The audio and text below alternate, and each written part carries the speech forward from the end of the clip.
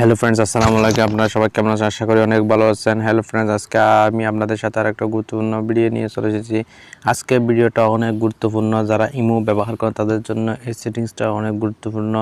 আজকে ভিডিওর টপিক হলো কিভাবে আপনারা ইমোতে অটো সেভ হওয়া ভিডিও বা ফটো গুলাতে সেভ হওয়া বন্ধ করবেন, সেটা আজকে আমরা দেখিয়ে দেব।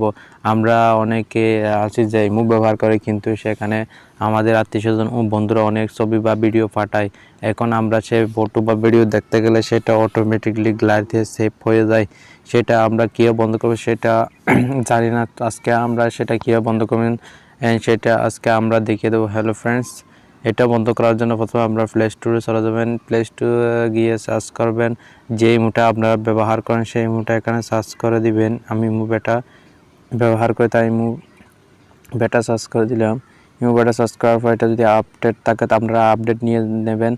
আপডেট না নিলে সেটিংসটা আপনারা পাবেন না, অবশ্যই আপডেট নেবেন। এখন নতুন নতুন আপডেট আসছে এই মুহূর্তে। তারপর ওপেনে ক্লিক করে দিবেন। ওপেনে ক্লিক করার পর এখানে দেখতে পাচ্ছেন ফ্লাইস আইকন, এই ফ্লাইস আইকনে ক্লিক করে মোরে ক্লিক করে দিবেন।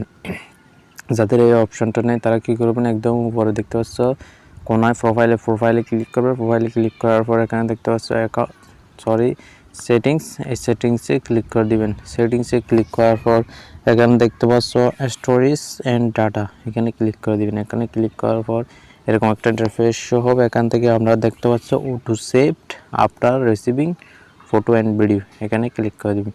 এখানে ক্লিক করার পর এই দুইটা ফটো অ্যান্ড ভিডিও এই দুটো অন আছে।